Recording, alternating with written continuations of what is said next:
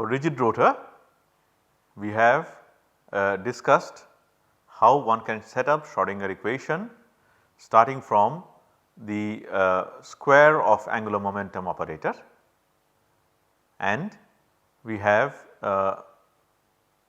worked out the phi dependent part, and we have given you the answer for the theta dependent part.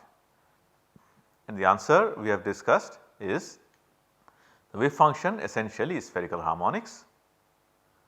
Theta phi is equal to the theta dependent part multiplied by phi dependent part, and now we can talk about what is J and what is M. This capital M is something that arises out of solution of your phi dependent part of the equation. Remember, capital phi turned out to be A multiplied by e to the power I m phi. What is A? We will work out in the assignments. What does M stand for? It stands for the z component of angular momentum. What are the allowed values? 0, plus minus 1, plus minus 2, and so on and so forth. Yeah. What is J? J is another quantum number that comes when we work out the theta dependent part. Also, do not forget that J, the theta dependent part and phi dependent part are related by this m square. So, it also gives us a limit to the value of capital M. Okay. So, J turns out to be 0, 1, 2, 3, 4, 0 and positive integers, and the limit of capital M turns out to be J, alright. So, if J equal to 3 for example, you can have M equal to 0, plus minus 1, plus minus 2, plus minus 3. So, we have 2J plus 1 values of M. Okay. We will come back to this once again when we talk about hydrogen atom. The theta dependent part is basically a constant multiplied by an associated legendary polynomial in cos theta. Okay. That is what it is. So, the theta dependent part is a polynomial and the phi dependent part is an imaginary exponential term factor. Okay. Now, what happens when we try to find the energy? For that we go back to total angular momentum. We are going to discuss angular momentum and its component in a little more detail in the next module. For now, just believe me when I write, when the square of angular momentum operator operates on the spherical polar harmonics, when it operates on spherical harmonics, I get back the same spherical harmonics wave function multiplied by its corresponding eigen value h cross square multiplied by j into j plus 1. So, total angular momentum is h cross square multiplied by j into j plus 1. How did we obtain the Hamiltonian? We obtained the Hamiltonian by dividing the square of angular momentum operator by 2i. So, that 2i is essentially a constant for the molecule. So, I can very simply write this, the Hamiltonian is L square by 2 mu r0 square. So, this is the wave function and we know that this L square operates on the wave function to give us. Now, I have written out h cross and I have written explicitly h by 2 pi square of that multiplied by j into j plus 1.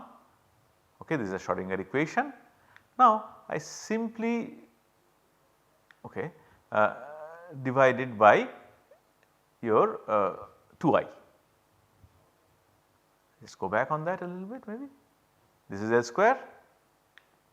From there we go to Hamiltonian, and to go to the Hamiltonian I have simply divided by what we had in the denominator. We have 2 mu r0 square. So, that gives us h square by 8 pi square mu 0 square. So, a constant multiplied by j into j plus 1 multiplied by the wave function, that is a Schrodinger equation. This is the eigenvalue of energy in joule, where j is equal to 0, 1, 2, 3 so on and so forth as I had said. Alright. So, what do we learn from here? Before going there, this is something that I write essentially because I am a spectroscopist. Generally spectroscopists do not want to work with joule, they prefer centimeter inverse, especially when working about rotational spectroscopy. So, generally we convert this to epsilon j is equal to h by 8 pi square IC multiplied by j into j plus 1, which is simply multiplying by hc, and that is in centimeter inverse, and it is simply written epsilon j equal to b into j plus 1 centimeter inverse, where b is h by 8 pi square IC. This is called the rotational constant.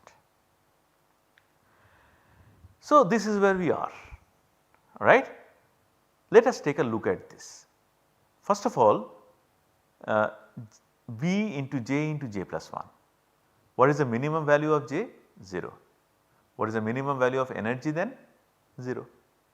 So, remember, for a quantum harmonic oscillator, energy could never be 0, because the oscillator, if it is at rest, then the position is 0 plus minus 0 x, delta x px is also 0 plus minus 0. So, delta x and delta px are both 0, and that violates uncertainty principle, which is not allowed. Here what happens is, let us say this is my rigid rotor, okay, this has a tail. Let us say this is my rigid rotor. So, it can rotate in any direction, any theta phi can be spanned. Let us say it has come to rest. Okay. It is true that the uncertainty in angular momentum is 0. But what is the uncertainty in position? For that we will need to know delta theta and delta phi. Well, uncertainty in theta is, well, theta can be anything, right. It can come to rest here or here or here, anything, anywhere. So, uncertainty in theta is effectively infinite. Of course, it cannot be more than pi, but in that domain that is infinity. Uncertainty in phi can be again anything between 0 and 2 pi, yeah, which is infinity. So, even though uncertainty in angular momentum is 0, uncertainty in the positional coordinates is infinity. That is why the day is saved, and a quantum rotor, rigid rotor, can come to rest anywhere in space. Okay. Uncertainty principle is not violated, that is point number 1. So, minimum rotational energy is 0. Now, look at this, epsilon j equal to b into j plus 1, b equal to h by 8 pi square IC. So, what is j, what is the next level after 0? J equal to 1. When we put j equal to 1, what do we get? Maybe I can just write that.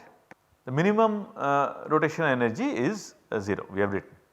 What happens when, maybe we will write like this, these j values are already given here, is not it? What is the energy corresponding to j equal to 1? The energy corresponding to j equal to 1, you can put j equal to 1 here. So, j equal to 1, j plus 1 equal to 2. So, the energy turns out to be 2b, right, 2b. What happens when j equal to 3? You can work that out, j equal to 3, j plus 1 equal to 4. So, sorry, why did I go to j equal to 3? Well, it is okay, 12. So, 12b. I missed j equal to 2 here for some reason. Okay. So, you can work out the energies and the values are all written here. Now, let us work out something interesting. What is the energy gap between j equal to 1 and j equal to 0? Obviously 2b, because this energy is 2b, this energy is 0, difference is 2b. What is the energy gap between j equal to 2 and j equal to 1? 6b minus 2b. So, I can write it here. The energy gap is 4b. What is the energy gap between j equal to 3 and j equal to 2 levels? 12b minus 6b, that is 6b. Do you see a pattern coming up? J equal to 4 and j equal to 3, 20b minus 12b, that is 8b, and j equal to 5 and j equal to 4, 30B minus 20B is 10B. Okay. Not very difficult to work out really, right, because what I am trying to work out is delta epsilon for, since I am a spectroscopist I always write in terms of spectroscopy, J to J plus 1 transition, that turns out to be equal to what? You can work it out, B into, instead of J I will write J plus 2, 1.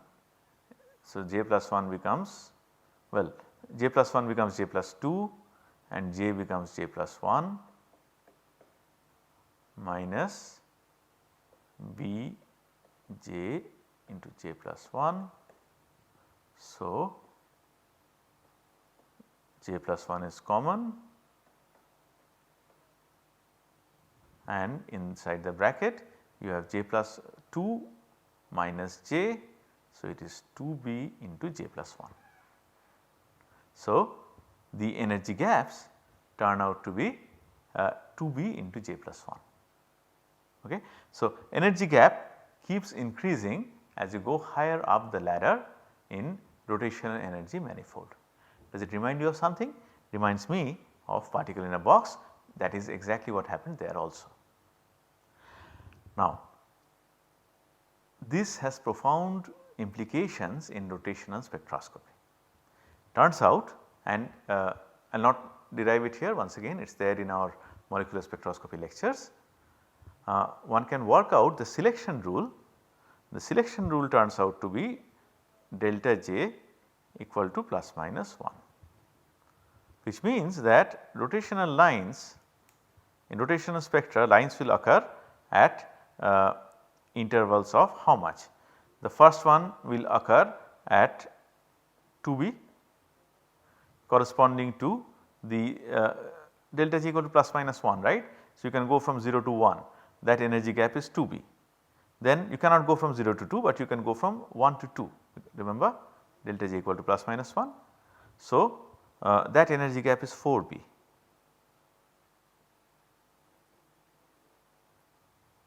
Then again you cannot go from 1 to 3, you can go from 2 to 3, that energy gap is 6B. The next one is 8B, next one is 10B and so on and so forth. So, what you end up getting is spectra with lines that are equispaced for a rigid rotor. So, what we get is equispaced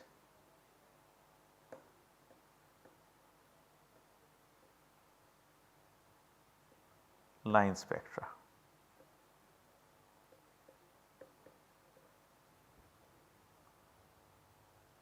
How is it useful? It is useful because that difference in energy is 2B into J plus 1. No, sorry, difference in energy is not 2B into J plus 1, difference in energy is 2B, difference in lines, difference in energy of lines is essentially 2B. So, once you record a spectrum from the spacing you can work out B, and if you work out B then you can work out this, this is B. So, H is known, pi is known, C is known.